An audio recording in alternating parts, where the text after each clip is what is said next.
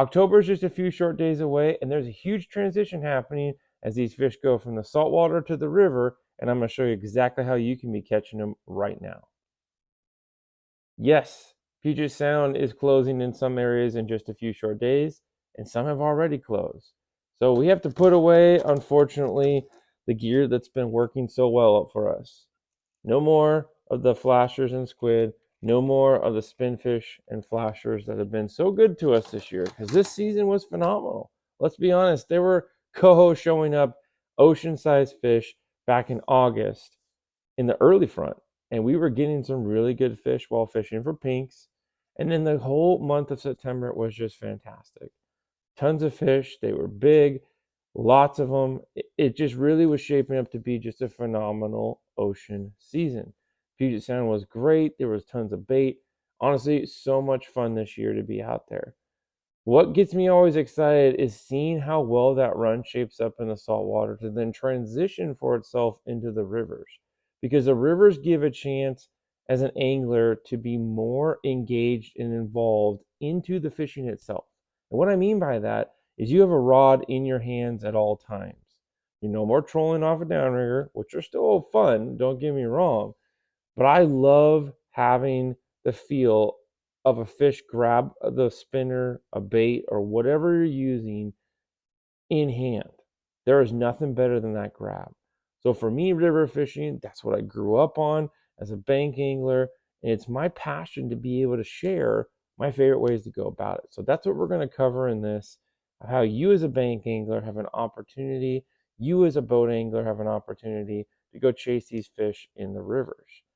Now, I'm only going to cover a couple small techniques to start with here because I feel like early October gives you the best success in these techniques while these fish are still fresh, but also aggressive. And that's the point we're going to hone in on. Aggressive behavior on these early October fish is going to give you a chance to have some of the most fun, honestly, of the year. So, what does that mean? That means we're going to be chasing fish with two techniques. Hardware being one of them, and twitch and jigs being the other. Now, for hardware, it's really straightforward. You don't need a lot of it, but having a good set of spinners is going to really get you going. Okay. You have two different versions of spinners, and I want to highlight this for a specific reason of how they get fished. You have weighted inline spinners, like some of these staples, okay? But you also have unweighted, like a wicked lure right here. Okay, the difference between the two is very important to distinguish. A wicked lure being unweighted means you have to put your own weight, right? 3/8 to a 3/4 ounce, depending on where you're fishing in the river itself, allows for a wicked lure to be fished differently. It reacts, it moves, it breathes. It really is affected by how it's fished in the current. Gives the fish truly a different look than something that is weighted, because you can swing a wicked. Honestly, I've had phenomenal years, phenomenal trips. The wicked has been one of my favorite lures that I've been fishing for years.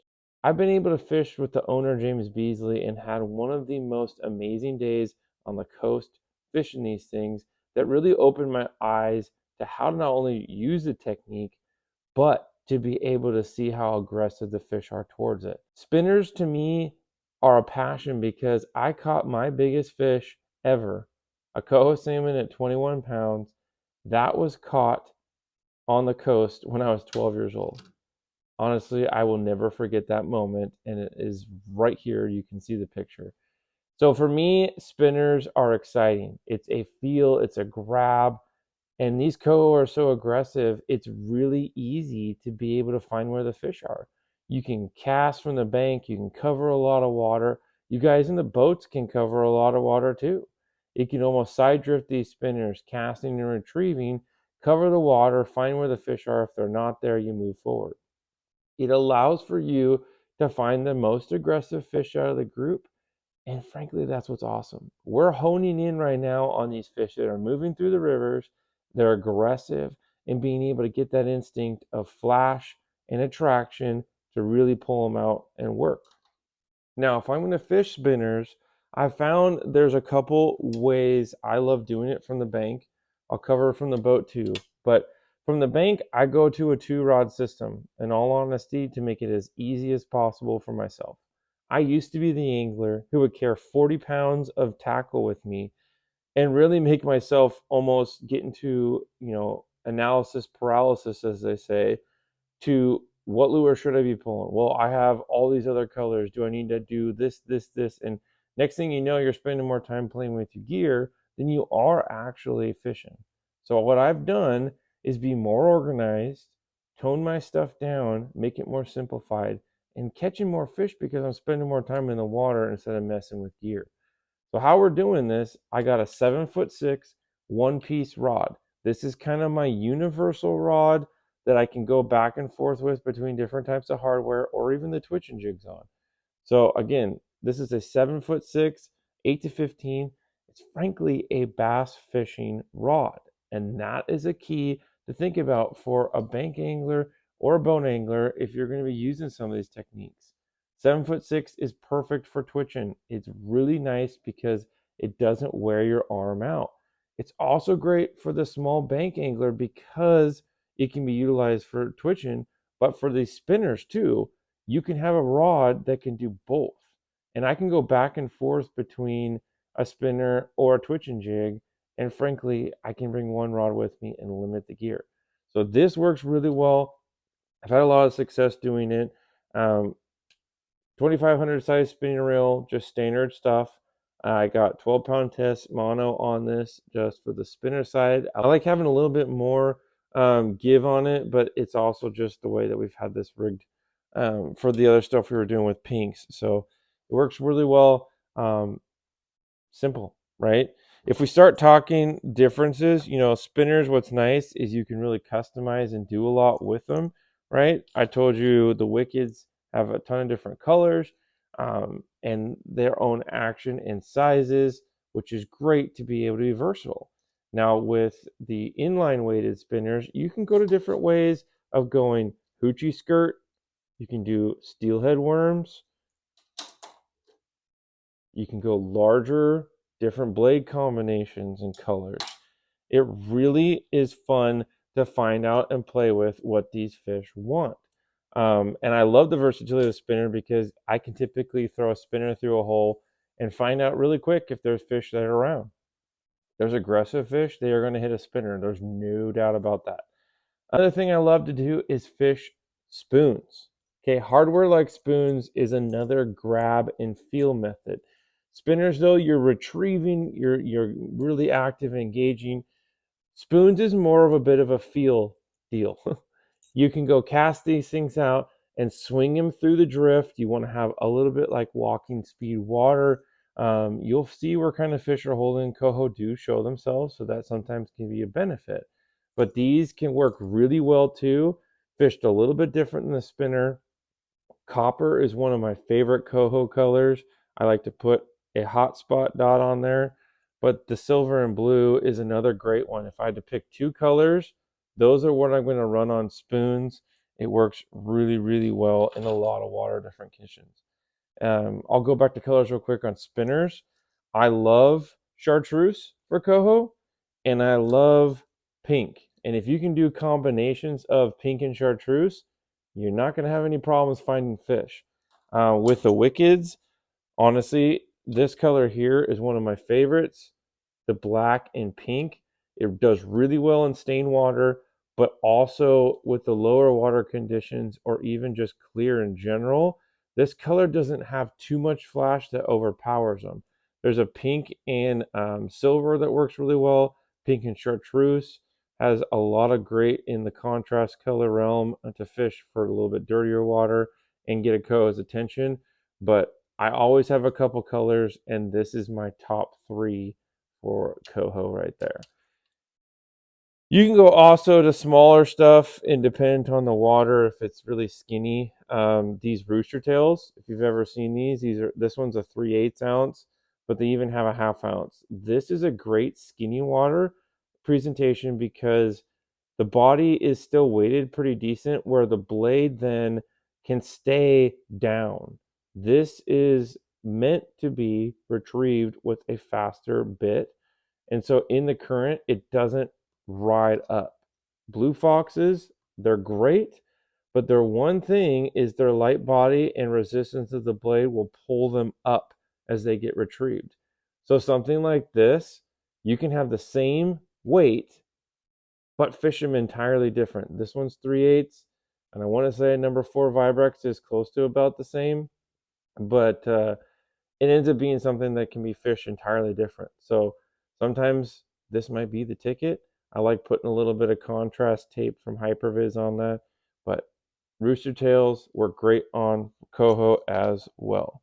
Now we start talking our other technique, and that is twitching. And here's why this is my favorite second technique. And frankly, it's interchangeable. It's not really a one or two. I use both. I have two setups with me, or I use one rod. This is again a 7'6" option that I can be a versatile rod for both.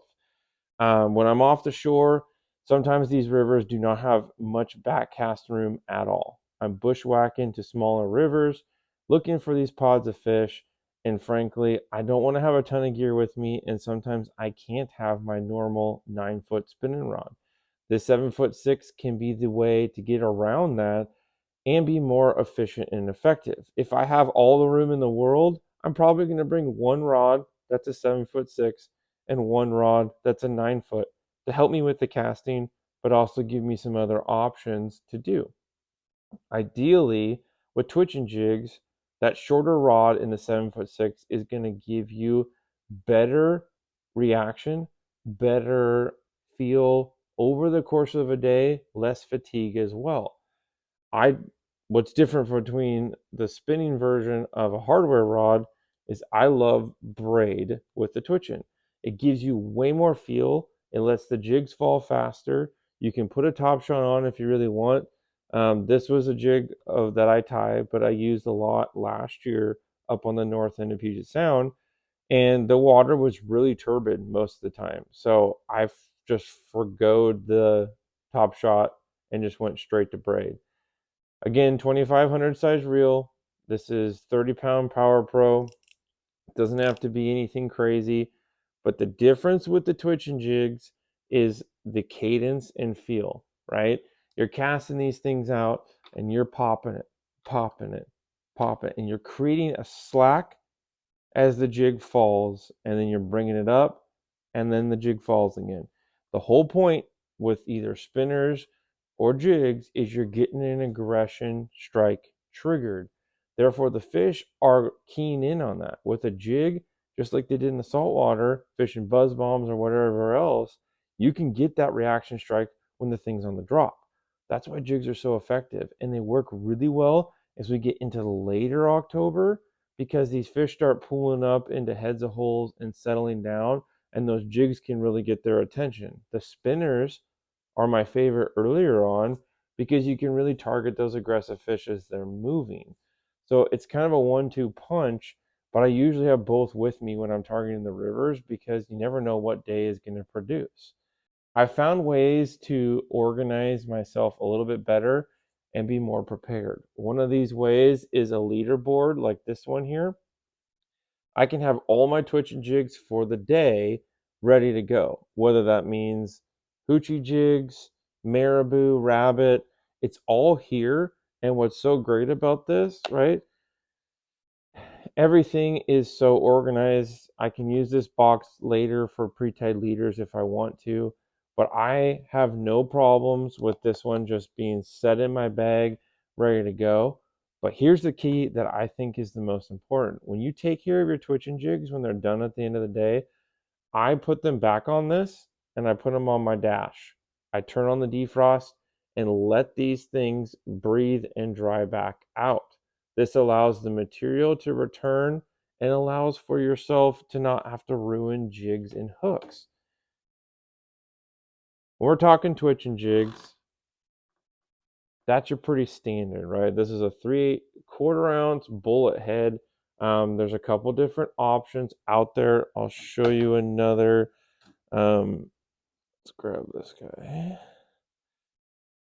Okay, you have a round head and a bullet head.